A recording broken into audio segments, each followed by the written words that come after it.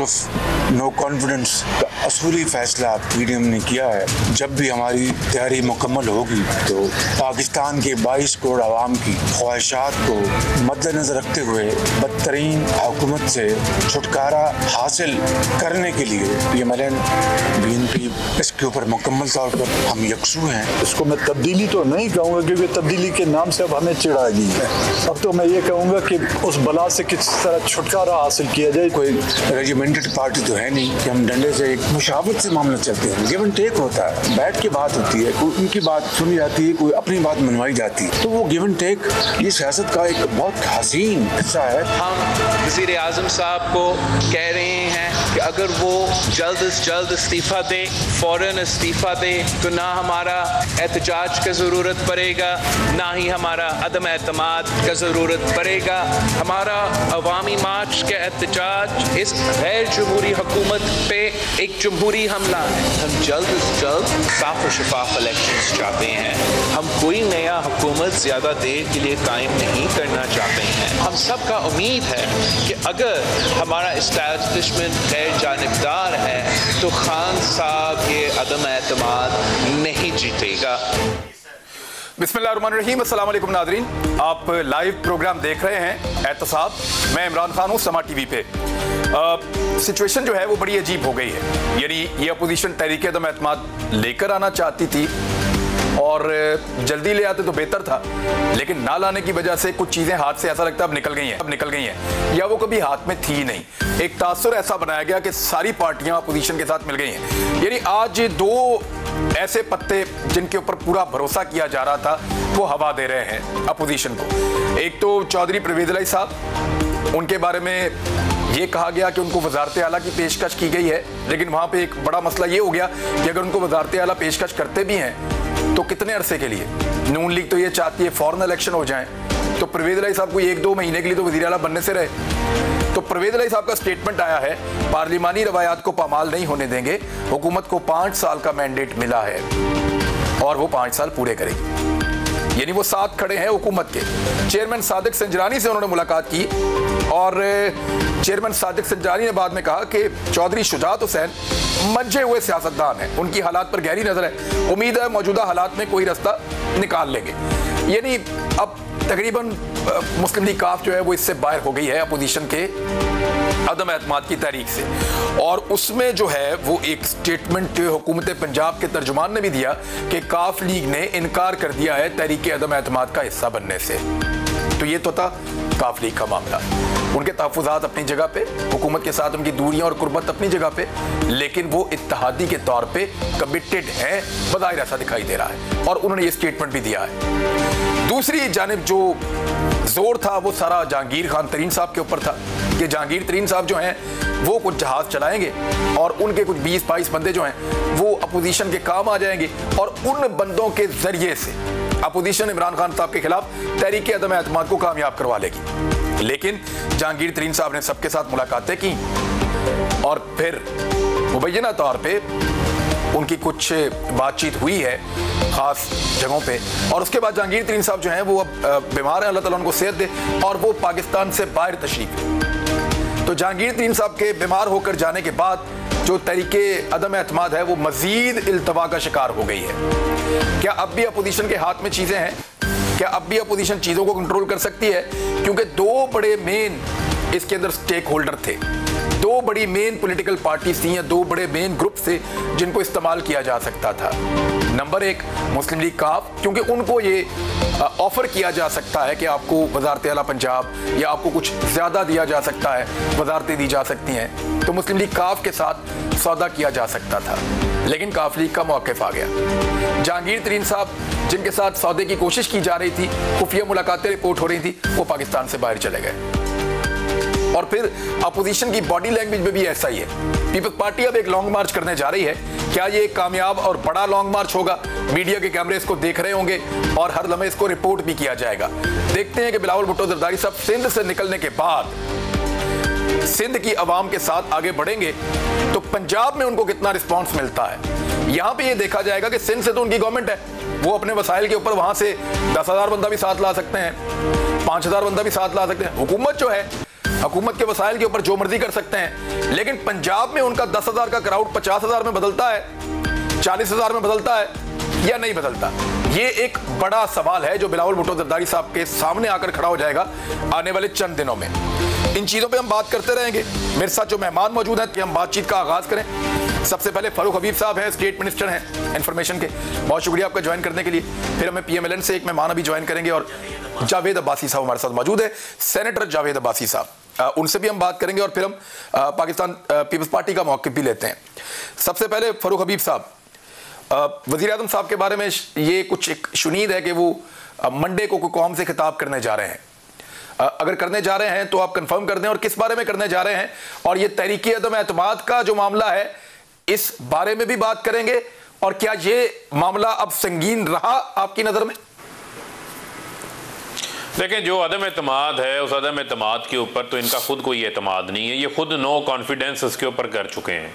और इमरान खान साहब, आप भी इनको फॉलो कर रहे हैं पिछले 3.5 साल से। ये अदम एतमाद को इन्होंने एक मजाक समझ लिया हुआ है। ये 12वां ऐलान है इनका। पहले ये 11 जमातें इकट्ठी होती हैं, इकट्ठे होकर लॉन्ग मार्चेस का प्लान बनाते हैं, इस्तीफ़े क़यादत के पास पहुंच जाते हैं, उनमें से 2 इस्तीफ़े जाते हैं असद कैसर स्पीकर कौमी असम्बली के पास, जिसमें से एक मरियम सफदर के जो जेठ हैं कैप्टन सफदर के भाई उनका होता है, एक इनके कौमी असम्बली के साबका डिप्टी स्पीकर मुर्तज़ा अब्बासी साहब का उनका होता है। लेकिन दोनों इस्तीफ़े हाथ जोड़ के वापस लेने पड़ते हैं, कहीं मंजूर ना हो जाएं। ये इनकी इस्तीफ़ों के हवाले से संजीदगी थी। उसके बाद जो ना मियाँ साहब वापस आए, ना आसिफ अली जरदारी की शर्त पूरी हुई, शो काजेज़ देना शुरू हो गए, एक दूसरे के ऊपर सिलेक्टेड के इल्ज़ामात लगाना शुरू हो गए। उस वक्त भी इनकी तहरीक फारिग हो गई। अब जो नया इन्होंने सिलसिला शुरू किया, ना इनके साथ हमारा कोई इत्तेहादी साथ शामिल है, ना इनके साथ हुकूमती कोई रुकन इनके साथ शामिल है। ये तमाम जो है वो इन्होंने हवा के अंदर जो है वो किले बनाए हुए थे, जो अब इनके तमाम दावे जो है वो गलत साबित होते नजर आ रहे हैं। आपने इत्तेहादियों की तरफ से खिताब करने जा रहे हैं, खुद भी बता दी। खान साहब के खिताब के हवाले से जो है वो भी कोई फैसला नहीं हुआ, जैसे ही होगा वो भी हम आपके साथ शेयर करेंगे। जाहिर बात है, प्राइम मिनिस्टर हैं, अगर वो किसी मौका के ऊपर कौम से खिताब करना चाहते हैं, बात करना चाहते हैं, वो कर सकते हैं। लेकिन अभी इस हवाले से कुछ कहना जो है कि इमरान खान साहब खुद आगे बढ़ के इस वक्त एतमाद का वोट दोबारा ले लें ताकि सबके मुंह बंद हो जाए? ये एक तजवीज़ है, ज़रूरत ही नहीं है ना इस वक्त ना कोई ज़रूरत है, ना कोई इस वक्त कंडीशन है। वरना तो यही होगा कि ये 4 एक दूसरे को पहले सेलेक्टेड करेंगे, एक दूसरे को शोकाज देंगे, फिर किसी मौके पे इकट्ठे हो जाएंगे जब जेल जाने का खौफ होगा। तो क्या हम 5 साल जो है वो एतमाद का ही वोट लेते रहेंगे? प्राइम मिनिस्टर साहब ने जब ज़रूरत थी सेनेट के यूसुफ रज़ा गिलानी के इंतखाब के मौका के ऊपर, उस वक्त भी किसी ने कोई डिमांड नहीं किया था, लेकिन उन्होंने खुद एक बोल्ड डिसीजन लिया था और उन्होंने जो है वो एतमाद का वोट कौमी असम्बली से लिया और उसे कोई ज़्यादा अरसा नहीं हुआ। और मैं समझता हूँ कि इस वक्त तमाम जो हुकूमती अरकान हैं, जो इत्तेहादी हैं, वो प्राइम मिनिस्टर के साथ खड़े हैं, पिछले 3.5 साल से खड़े हैं। इनको जो है वो अदम एतमाद अब एक रिस्क लगना शुरू हो गया है। वो कहते हैं कि जनाब ये रिस्क है, तो रिस्क के लिए हमें किसी सूरत भी जो है वो हम ये रिस्क लेने को तैयार हैं, क्योंकि इनको खुद कॉन्फिडेंस उसके ऊपर नहीं है। इसी तरह आप अगर देखें तो इनके साथ जो इत्तेहादियों के चक्कर लगाने शुरू किए हैं, अब बिलावल आज कह रहे हैं कि जनाब खुद ही इस्तीफ़ा दे के चले जाएं, यानी कि मिन्नत समाजत के ऊपर आ गए हैं। ये जितने मार्चेस करने चाहते हैं, जितने एहतजाज करना चाहते हैं ये करें, लेकिन नतीजा इनका 0 बराए 0 होगा।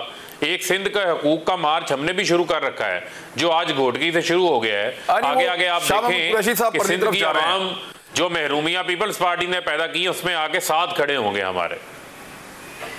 ठीक है, अब मैं जरा अब्बासी साहब एक बड़ी संजीदा चीज़ है, मैं उसके बारे में आपसे जानना चाहता हूं कि जहांगीर खान तरीन साहब और परवेज़ इलाही साहब, ये जो अभी डेवलपमेंट हुई है कि एक साहब बीमार होकर पाकिस्तान से बाहर चले गए और परवेज़ इलाही साहब ने बड़ा क्लियरली कह दिया, तो इसके बाद आपके चांसेस क्या रह जाते हैं तहरीक अदम एतमाद के?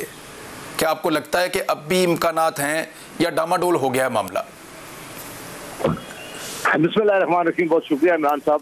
इमरान साहब, मैंने पिछले भी आपके प्रोग्राम में बात की थी कि ये जो तहरीक अदम एतमाद हम ला रहे हैं ये हमारे साथ के लिए नहीं है। हम इसलिए नहीं ला रहे कि हम प्राइम मिनिस्टर बन जाए या हमारे चीफ मिनिस्टर हमारा आ जाए या हमें हुकूमत मिल जाए।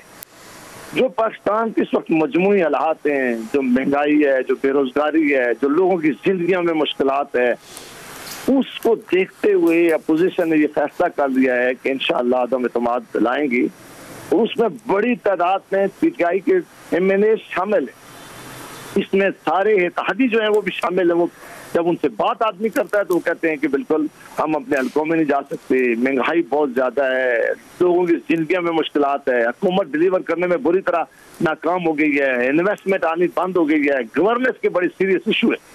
लिहाजा एक ऐसा माहौल बन गया है पाकिस्तान के अंदर कि अगर सब ये बात रियलाइज करते हैं कि अगर हम पूरी तौर पर इस हुकूमत से हमने जान ना छुड़ाई, इसकी मुल्क की इकानमी ऐसा बुरान में ले जाएंगे कि हम सारे मिलकर ठीक नहीं कर सकेंगे। और मेरी नजर में तो अब ये रियासत के लिए सबसे बड़ा सिक्योरिटी इशू बनता जा रहा है। लिहाजा मुझे यकीन है कि इनके अपने MNA जो हैं वो हमारा साथ देंगे, हमारी चीजें फाइनलाइज कैसे देंगे। जो उनको लीड कर रहे थे वो तो बीमार होकर पाकिस्तान से बाहर चले गए। देखें, मैं एक सवाल पूछता हूं आपसे, इसमें अगर कोई सबसे बड़ा बेनिफिशियरी लग रहा है तो वो जहांगीर तरीन साहब इसलिए लग रहे हैं कि शहबाज शरीफ साहब और जहांगीर तरीन साहब पे एक जैसे इल्जामात हैं।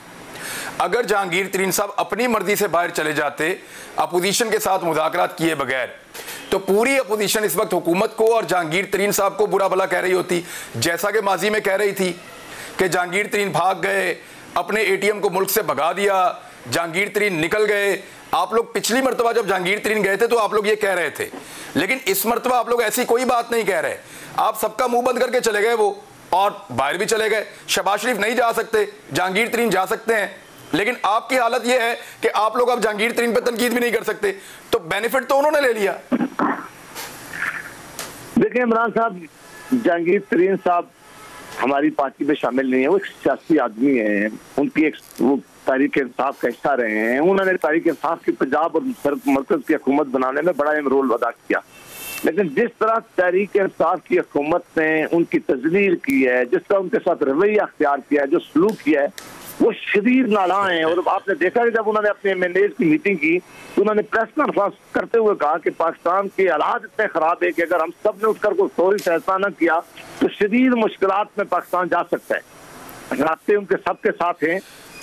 दुनिया में यहाँ बाहर इलाज आप नहीं समझते कि पाकिस्तान तहरीक इंसाफ की हुकूमत ने एक मरतबा फिर जहांगीर तरीन को भगा दिया है? सर, आपको लगता है कि जहांगीर तरीन साहब को भगा दिया है पाकिस्तान तहरीक इंसाफ की हुकूमत ने, जैसे पहले भगाया था बकौल आपके? नहीं, हम समझते हैं कि वो अपने इलाज के लिए दूर तक गए होंगे। आपको कोई पता नहीं कि कल अब यही फर्क पड़ा ना पिछली मरतबा जाने में और आप जाने में। सर, एक बंदा थोड़ा अरसा पहले इलाज के लिए जाता है, आप लोग कहते हैं ये इमरान खान ने अपनी ATM को भगा दिया और ये फ्रॉड करके चला गया, वापस लाओ वापस लाओ, और आज आपको मिलकर गया तो आप उसके बारे में कोई ऐसी बात नहीं कर रहे।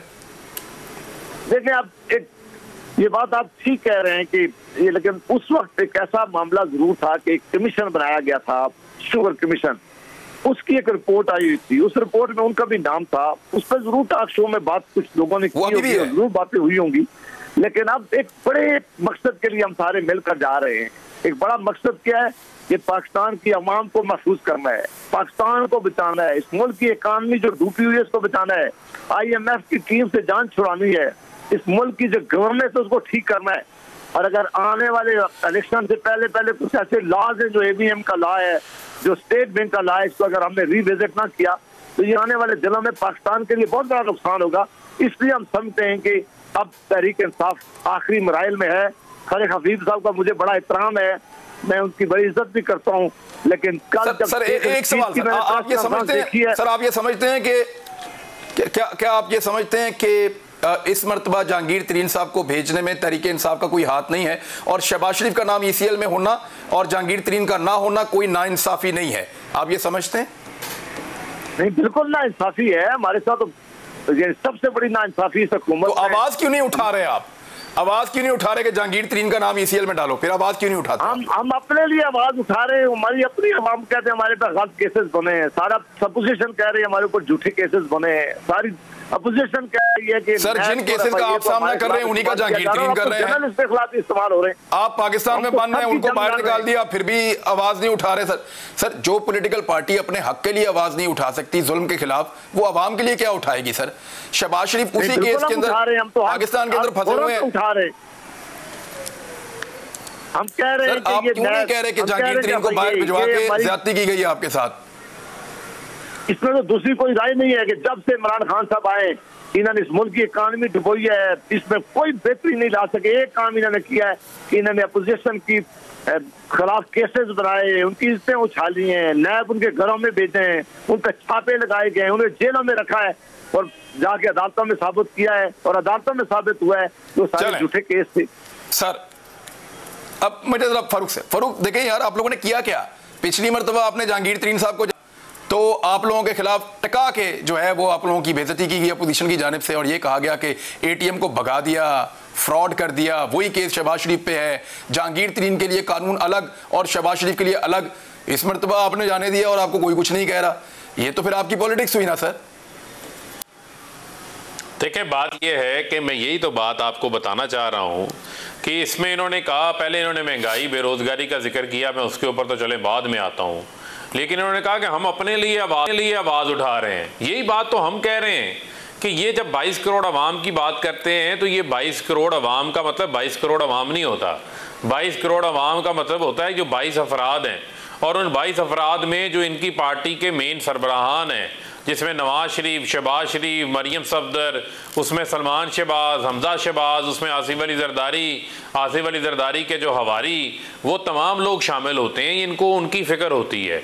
अब मामला ये है कि सबसे ज़्यादा तनकीद का निशाना जहांगीर तरीन को PMLN बनाती रही। हमने कभी ATM कह दिया, कभी जहाज़ कह दिया, कभी जहांगीर तरीन ने फलाने बंदे को मैनेज करके ले गए, कभी फलाने बंदे को तोड़ के किसी के साथ लगा दिया। ये सारी तनकीद जो है वो हम सुनते रहे। फिर जिस किस्म की इन्होंने उनके बारे ऊपर इल्ज़ामात लगाते रहे, लेकिन आज जो है वो बिल्कुल खामोशी नज़र आती है। क्योंकि खामोशी इस वजह से इनको नज़र आती है क्योंकि ये अपने मुफाद के लिए जाके किसी के भी पाँव पकड़ने को तैयार हैं। जिनको 20 साल बाद जो है वो यादत याद आ गई ना, जिनको आप उनका लेवल चेक कर लें कि वो लूटमार से बचने के लिए, जेल से बचने के लिए और इक़्तिदार में वापस आकर लूटमार करप्शन करने के लिए इतने ज़्यादा डेस्परेट हो चुके हैं, इतने ज़्यादा बेचैन हो चुके हैं कि वो किसी के भी जाके घुटनों को हाथ लगाएंगे। आपको याद होगा कि पीर पगाड़ा मरहूम ये बात किया करते थे कि जब ये ताकत में होते हैं तो गले से पकड़ते हैं, जब ये कमज़ोर होते हैं तो ये घुटनों को हाथ लगाते हैं, पाँव को हाथ लगाते हैं। परवेज मुशर्रफ को भी ये बात आगे इसी तरीके से इन्होंने मिन्नत समाजत की थी, खुर्शीद शाह साहब ने भी की थी और एतजाज हसन ने भी की थी। ये किसी से ढकी छुपी चीज नहीं है, ये नहीं, इसका तो अमली मुजाहरा जिसने की उसने तो विटनेस की। अब हम खुद भी विटनेस कर रहे हैं। अब ये बात इमरान खान साहब आप भी कह सकते हैं, मैं भी कह सकता हूँ, पाकिस्तान का हर आम शहरी ये बात कहने को तैयार है। जिन्होंने सड़कों पे घसीटना था, पेट फाड़ के दौलत लेके आनी थी, वो एक दूसरे के साथ बगलगीर हो रहे हैं। क्यों बगलगीर हो रहे हैं? क्योंकि एक ने पापड़ वाले फलूदे वाले को बचाना है, उनका नाम आसिफ अली जरदारी है। एक ने मकसूद चपड़ासी मसरूर अनवर को बचाना है, उसका नाम शहबाज शरीफ है। जिन्होंने एक धेले की करप्शन नहीं की, उनकी 16 रुपए के बेनामी अकाउंट्स निकल आते हैं, टीटियां निकल आती हैं, फिर दवाएं लेते हैं। ब्रेक पे जाने से पहले PMLN का जवाब ले लें। मैं जी बासित साहब जवाब दें, फिर ब्रेक पे जाते हैं, फिर वापस आके एक और इशू पे बात की, पीपल्स पार्टी को भी लेते हैं। जी देखिए जी, मैं फरक अबीर साहब ने बड़े इल्जाम लगाए हमारे ऊपर।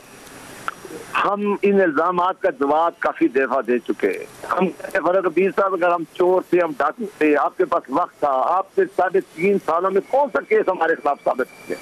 कौन सी लूटी हुई पैसा? सर मकसूद चपड़ासी के अकाउंट में पैसे कैसे आए, इसका जवाब आप लोगों ने आज तक नहीं दिया। सर सादा सवाल है, लंदन वाले फ्लैट कैसे बने, उसका मनी ट्रेल आप लोगों ने आज तक नहीं दिया। सर सादा सवाल है, ये 2 जवाब आप दें, आज के बाद हम आपके साथ खड़े हो जाएंगे सारे। इमरान साहब आप बड़े सीनियर जर्नलिस्ट हैं, मुझे आपका बड़ा एहतराम भी है। ये जो चपरासी का केस है ये अदालत में मौजूद है। इनको कहें कि मेहरबानी करके ये केस जाए हमारे खिलाफ साबित करें, हमें सजाए मौत दिलवाएं अदालत से, हमारे खिलाफ 40 साल की हमें सजात हुए। तो खुदा का वास्ता है किसी अदालत में से साबित होगा। अदालतें क्या कह रही है इनके बारे में? आप लाहौर हाई कोर्ट का फैसला देख रहे हो, सुप्रीम कोर्ट ऑफ पाकिस्तान के फैसले देख रहे हैं। वो कह रही है कि नैब को ये अपने मकासद के लिए इस्तेमाल कर रहे हैं। वो कहती है कि हुकूमत ने नैब की साख तबाह कर दी है। वो कहते हैं कि नैब हुकूमत बचाने में लगा हुआ है। वो कहते हैं मैं लोगों की सर यही अदालतें कहती रही हैं कि आप लोग सिसिलियन माफिया हैं, यही अदालतें आपको गॉडफादर कहती रही हैं। मेरी अर्ज सुने सर, अदालतों के कमेंट्स के ऊपर आप जाएंगे तो अदालतों के बेशुमार कमेंट्स आपके खिलाफ भी हैं। सवाल सादा ये है कि आपको पॉलिटिकली डैमेज कर रहा है मकसूद चपड़ासी का अकाउंट, और वो अकाउंट के डॉक्यूमेंट चीख के पूरी कौम के इसके अंदर अरबों रुपए आए। वो बंदा आपके पास काम करता था, आप बता दें कहां से आए पैसे उसके अकाउंट में। यानी आप जवाब देंगे बात खत्म हो जाएगी। आप लोग देखें ना आपको कर क्या रही है हुकूमत, आपको पब्लिक में गंदा कर रही है। आप जाके कोर्ट में केस लड़ रहे हैं, आप पब्लिक में आके बताएं कि जनाब ये पैसे यूं आए थे और यूं निकले थे, ताकि मुंह बंद हो जाए सबका। एक ब्रेक लें, वापस आते फिर बात करते हैं। ब्रेक लें।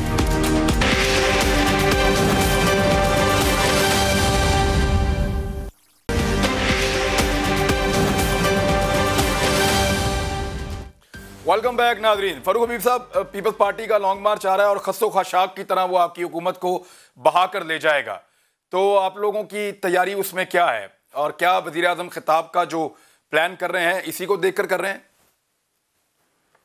देखिए, वज़ीर आज़म साहब का तो जो खिताब होगा उसकी तफसीलात तो जो है वो सामने आ जाएंगी, उसमें क्या चीज़ें क्या बात उन्होंने करनी है। लेकिन अभी मैंने आपको पहले बताया कि अभी उसका कोई हतमी फैसला नहीं है। जैसे डिसाइड होगा आपके साथ वो भी हम शेयर कर देंगे। लेकिन बुनियादी तौर के ऊपर मुझे आप ये बताएं कि ये बिलावल किस चीज़ के ख़िलाफ़ मार्च कर रहे हैं? 13 साल से इनकी सिंध के अंदर हुकूमत है इमरान खान साहब। वहाँ हर साल बारिश आती है, कराची डूब जाता है, वहाँ नाले साफ़ करने हैं तो वफाकी हुकूमत काम करती है, वहाँ ग्रीन बस चलानी है वहाँ वफाकी हुकूमत चलाती है। K4 का मनसूबा 2004 से पेंडिंग पड़ा हुआ है, लेकिन आज जो इमरान खान की हुकूमत K4 के मनसूबे के ऊपर काम शुरू कर देती है, जो इंशाल्लाह ये अगस्त 2023 के अंदर पानी का जो बंदोबस्त है वो कराची के लोगों को हो जाएगा। आज आप लाड़का ना चले जाए। मैं पीपल्स पार्टी से पूछता हूं, ज्वाइन किया कमरू साहब, आप पे हुकूमत तनकीद ये कर रही है कि सिंध के अंदर तो लोगों को हक मिल नहीं रहा, तो वफाक के अंदर आप एहतजाज करने आ रहे हैं। हिकमत अमली क्या है? क्या हुकूमत को घर भेज कर जाएंगे? कैसे करेंगे? देखिए कामरान साहब, बड़ा सिंपल इशू है। सिंध में क्या हो रहा है क्या नहीं हो रहा उस पर पीटीआई का हक है एक अपोजिशन की जमात के तौर पे। वहाँ वो बिल्कुल अपना पॉइंट ऑफ व्यू रखते हैं, रखना चाहिए, और वहाँ कोई कमी है तो उसको भी दूर करनी चाहिए उनका, उस गवर्नमेंट को भी। सिंध गवर्नमेंट का क्लेम ये है कि हमारे बहुत सारे वो काम जो वफाकी फंड से होने थे वो उस तरह नहीं हो रहे। उतने फंड वफाकी डिपार्टमेंट्स को या वफाकी जो फंडेड थे प्रोजेक्ट उनको नहीं दिए गए जितने मियाँ वाली के प्रोजेक्ट दे दिए गए हैं सेंट्रल गवर्नमेंट से। सो उनका कहना है कि हमें हमारे जो डिविजिबल पूल से जितने पैसे हमारा राइट बनता था हमें नहीं मिलते। और जब हम अपने बजट में पैसे रखते हैं और बजट में अपने फर्ज करें 100 अरब रुपया रखा डेवलपमेंट का मिसाल के तौर पर, और आपको अपनी जो डिविजिबल पूल से पैसा आना था वहां से आपको 70 अरब रुपया कम मिला, तो जो दीगर एक्सपेंसेस होते हैं ना जी, आप वो कर्टेल नहीं कर सकते। तनख्वाहें, पेंशन, बिजली के बिल, फला, ये तो कर्टेल नहीं हो सकते। लिहाजा आपने डेवलपमेंट कर्टेल कर लेनी होती है। तो उसकी वजह से आपके बहुत सारे डेवलपमेंट प्रोजेक्ट जो हैं वो रुक जाते हैं, हालांकि वो अपने अनाउंस किए होते हैं। सो वो भी अपनी जगह है, लेकिन फेडरल गवर्नमेंट इस बुनियाद पे कि फलां सूबे में ये हो रहा है, इसको इंडिविजुअल देखने की जरूरत है कि आप अपनी बात करें। जब से ये गवर्नमेंट आई है जितने टाल क्लेम्स लेके आई थी उनमें से किसी एक क्लेम के ऊपर ये काम कर नहीं पाई। इन्हें छोड़िए ना, तेल बिजली गैस सस्ता कर देंगे, छोड़िए टैक्स हमारा बहुत बढ़ जाएगा, छोड़िए हम 200 अरब डॉलर बाहर से ले आएंगे, हम कर्जा नहीं लेंगे, हम IMF नहीं जाएंगे, हम फलां कर लेंगे, सब दावे अपनी जगह। 1 करोड़ घर भी बन जाएंगे, पता नहीं क्या क्या हो जाए, नौकरियां मिल जाएंगी। अर्थ यह है कि इनका जो बैनर प्रोग्राम था सबसे आला, एक प्रोग्राम इन्होंने दिया, उसका नाम इन्होंने एहसास प्रोग्राम रखा है, जो बेनजीर इनकम सपोर्ट प्रोग्राम था। वो पाकिस्तान इनकम सपोर्ट प्रोग्राम बनाया गया, फिर उसको पता नहीं एहसास का नाम दिया गया। आप बेनजीर इनकम सपोर्ट प्रोग्राम देखिए, उसकी बिल्कुल सारे की सारी साख्त ये वही है, वही स्ट्रक्चर है, वही सारा डाटा है।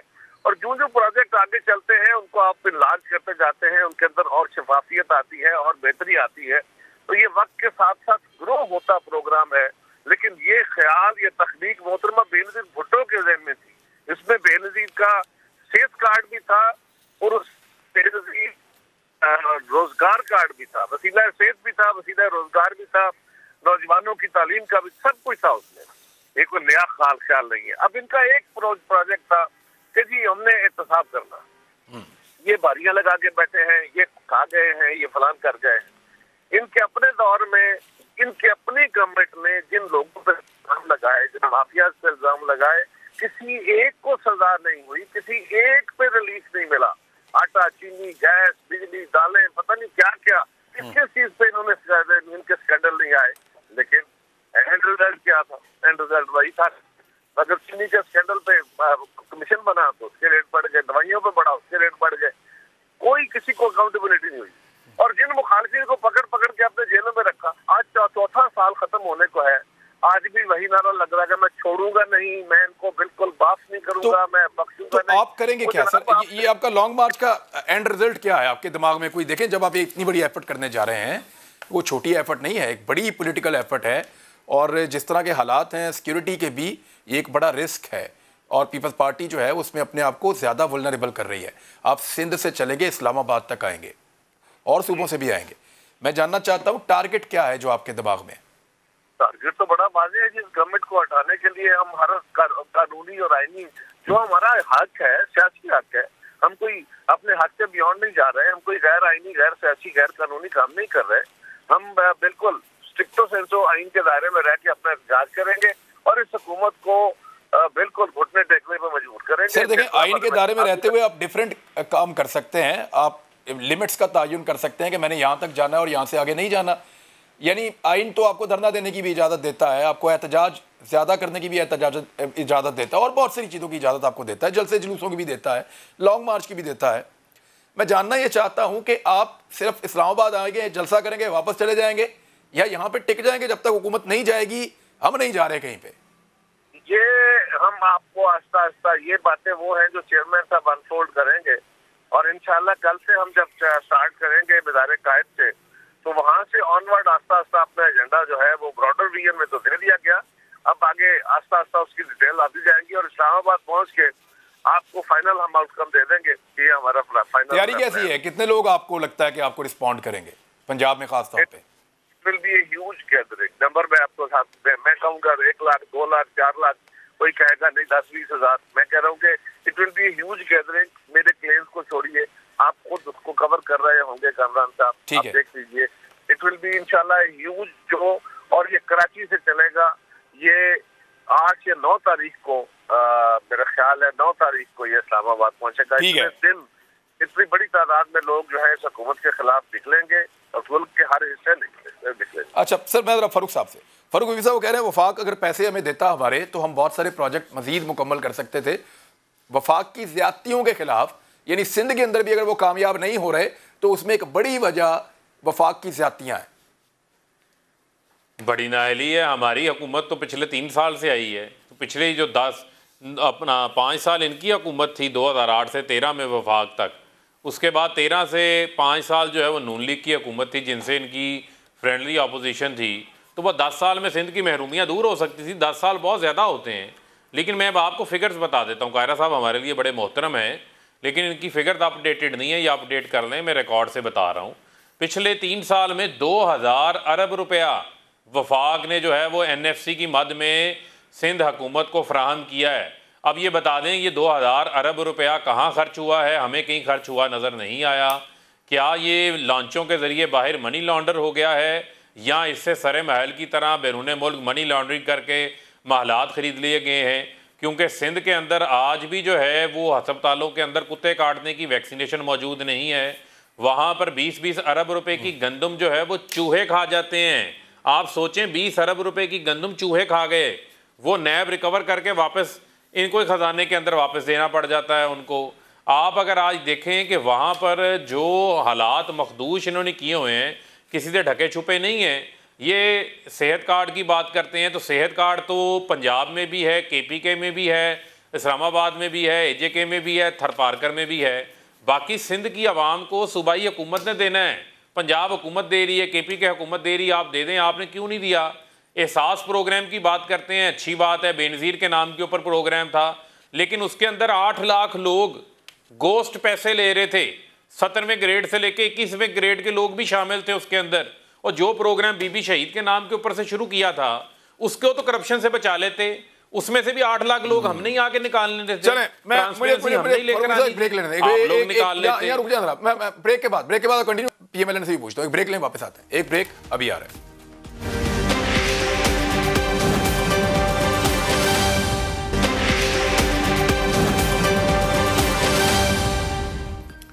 वेलकम बैक नाजरीन। जी अब्बासी साहब, अब आ जाएं वज़ीर आज़म के दौरा रूस के ऊपर। उस पर बहुत तनकीद हो रही थी, खासतौर पे आपकी जमात कर रही थी, और खुर्शीद शाह साहब के हवाले से तो ये भी बयान मनसूब था कि कोरोना का बहाना कर देते, प्राइम मिनिस्टर ना जाते, बल्कि आपकी जमात ने कहा उनको जेल चले जाना चाहिए था, उनको वहाँ रशिया नहीं जाना चाहिए था।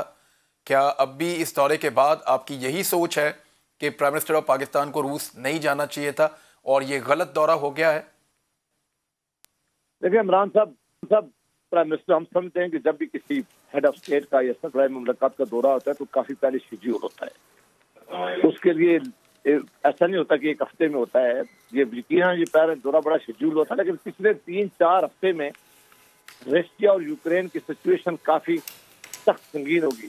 सारी दुनिया ने एक पोजीशन ले ली थी, जो नेटो कंट्रीज थी उन्होंने भी ले ली थी, अमेरिका ने भी ले ली थी, और इस खिते साथ में पता चल गया था कि कौन किसके साथ खड़ा है। हम समझते हैं कि खारजा जो हमारी मिनिस्ट्री है उनको चाहिए था कि वो इस चीज को उस वक्त अवॉइड करते। प्राइम मिनिस्टर पाकिस्तान उस वक्त जाकर मॉस्को उतरे जिस वक्त रात को यूक्रेन पर अटैक हो गया था, और सारी दुनिया एक पोजीशन ले चुकी थी। अगर ये 2 हफ्ते पहले, 1.5 हफ्ता पहले नहीं अटैक हुआ, जब इमरान खान साहब रूस पहुंचे उसके बाद हमला हुआ। इस फैक्ट को ज़हन में रखिए कि जब वो रूस पहुंचे उसके बाद हमला हुआ। क्या उनको दौरा अधूरा छोड़कर वापस आना चाहिए था या मुकम्मल करना चाहिए था? नहीं, हालात ऐसे थे, खारजा जो हमारी मिनिस्ट्री थी उसको इस बात का इल्म था, तो अगर ये शेड्यूल जो था ये रूटीन का भी अगर था और ये शेड्यूल रिजल्ट भी था, मेरा ख्याल है कि इसको पहले उन्हें आगे कर लेना चाहिए था, उनसे बात करनी चाहिए थी, दोनों तरफ बात करनी चाहिए थी। उन्हें कहना चाहिए था कि आप जंग की हालत में, आप अंदाजा करें जब प्राइम मिनिस्टर पाकिस्तान में उस वक्त जंग शुरू हो चुकी थी, भूटान कितना प्रेसिडेंट नहीं, he was not in Pakistan. जब प्राइम मिनिस्टर वहां पे पहुंचे उसके बाद जंग हुआ। सर देखें, इसको फैक्चुअल देख लें। प्राइम मिनिस्टर जब वहां पहुंचे फिर जंग हुई है, प्राइम मिनिस्टर के जाने से पहले जंग नहीं छिड़ी। नहीं, हालात तो नजर आ रहे थे ना, रशिया कह चुका था कि किसी वक्त। सर हालात तो देखें, मेरी अर्ज सुने, अमेरिका ने जो डेडलाइन दी थी जंग की वो 16 फरवरी की दी थी। सर देखें, पहले कहा गया जनवरी के आखिर में जंग होगी, फिर कहा गया फरवरी के पहले हफ्ते में जंग होगी, फिर अमेरिका ने 16 फरवरी की डेट दी कि 16 फरवरी को जंग होगी। तो ये जंग पिछले कई महीनों से टलती चली आ रही थी, तो हमें तो आइडिया नहीं था कि ये जंग कब होगी, और रशिया ने कभी किसी को नहीं बताना था कि उन्होंने ये जंग कब करनी है। आप इमरान साहब, आप बड़े सीनियर भी हैं और आप स्टडी भी करते हैं कि हमारा जो इस वक्त बिजनेस है, आप नेटो कंट्रीज के साथ देख लें, यूरोपियन कंट्री के साथ देख लें, अमेरिका के साथ देख लें और रशिया के साथ देख लें। हमने पाकिस्तान के इंटरेस्ट में बात करनी है कि क्या चीज पाकिस्तान के इंटरेस्ट के अंदर है। हमारा ख्याल है कि इस माहौल में प्राइम मिनिस्टर पाकिस्तान उस वक्त गए हैं, ऐसे सिग्नल पास हुए हैं, ये ना होते तो हमारे मुल्क के इंटरेस्ट में बहुत अच्छा था। हम दौरा किस लिए करता है मुल्क का वज़ीर आज़म? मुल्क का वज़ीर आज़म दौरा दूसरे ममालिक में इसलिए करता है कि उसका फायदा हो, उससे बेहतरी आए, रीजन में बेहतरी आए, दोनों ममालिक के दरमियान इकानमी में बेहतरी आए, हमारा ट्रेड में बेहतरी आ सके, इन्वेस्टमेंट बेहतर हो सके। लेकिन अगर हमारी इतनी बड़ी इन्वेस्टमेंट दूसरे ममालिक की है, हमारे करोड़ों लाखों लोग दूसरे ममालिक में काम कर रहे हैं, हमें पैसा दूसरे ममालिक से आ रहा है, हमें असला दूसरे ममालिक से मिलता है, ये सारी चीजें देखनी पड़ती हैं जब भी कोई ऐसा फैसला करता है। मेरा ख्याल है फैसला, मैं ये नहीं कहता कि रशिया जाना नहीं चाहिए था, मैं कहता हूँ टाइमिंग ठीक नहीं थी। नहीं तो फिर कब जाना चाहिए था, आप बता दें।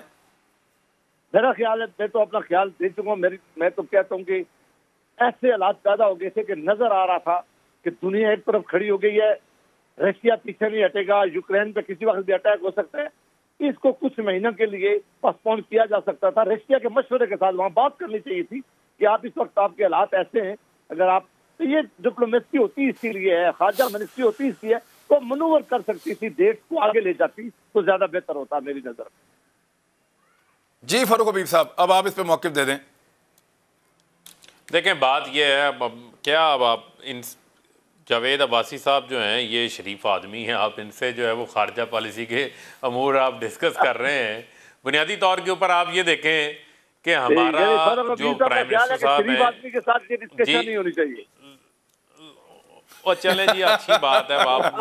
आपकी खारजा पॉलिसी सारी जो है वो आपकी तो नहीं, आपके लीडर की सारी। आपको क्यों लगता है कि ये दौरा अभी होना चाहिए था और जरूरी था? आप बता दें।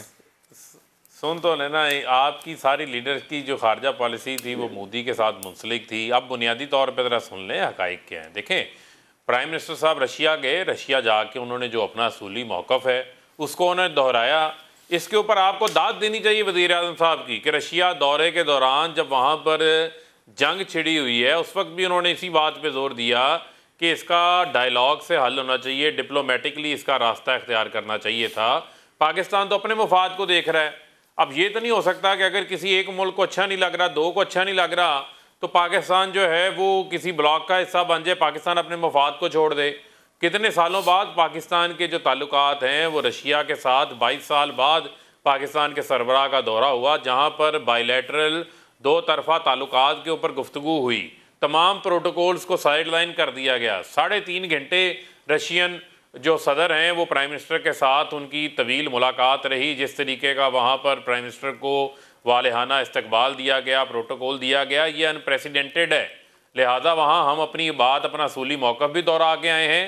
तवानाई के शोबे में जहाँ पूरा यूरोप डिपेंडेंट है रशिया के ऊपर तवानाई के हवाले से, गैस के हवाले से, वहाँ पाकिस्तान को अगर एक ताउन मिल रहा है गैस के हवाले से, तवानाई के हवाले से, हमारे लिए आसानियाँ पैदा हो जाती हैं। तो ये मुल्क का मुफाद है, ये नेशनल इंटरेस्ट नहीं है तो और क्या इंटरेस्ट है? और कौमी मुफाद आप किसको कह सकते हैं?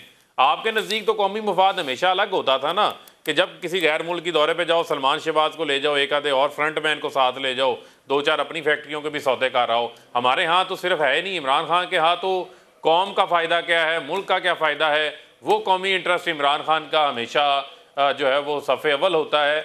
जाने से कबल भी हमने जो है वो सबसे मुशावरत की, यही व्यू था कि जाना चाहिए, क्योंकि ये दौरे आपने ख़ुद कहा कि ये हफ्ता पहले डिसाइड नहीं होते, ये पहले 2020 में होना था। जब कोविड आ गया, कोविड की वजह से डिले होता रहा। अब दोबारा जब टाइम तय हुआ तो हम पहुँचे हैं, हम वहाँ पर अपनी बात भी करके आए हैं, अपना असूली मौक़िफ़ भी पेश करके आए हैं। पाकिस्तान का जो है वो दुनिया के साथ जो सफारती स्पेस है ये हमारी इनहेंस हुई है, हमने अपने ताल्लुकात को आगे बढ़ाना है। आप देखें कल भारत ने एब्सटेन नहीं किया, ठीक है, भारत का क्या अमेरिका के साथ या बाकियों के साथ नहीं किया, भारत ने, चाइना ने भी नहीं किया और यूएई ने भी नहीं किया, ठीक है। देखें, जब नवाज शरीफ साहब 99 में गए थे ना रशिया, तब भी अमेरिका खुश नहीं था, वो नाराज था। जब जुल्फ़िकार अली भुट्टो साहब गए थे अपने दौर में रशिया, तब भी अमेरिका नाराज था। वो कभी खुश नहीं होगा आप लोगों के रशिया जाने से, किसी भी हुक्मरान के, हालात नॉर्मल हो, जंग वाले हों, कुछ भी हो। अब तक के लिए इतना ही, अपना ख्याल रखिएगा। अल्लाह हाफ़िज़।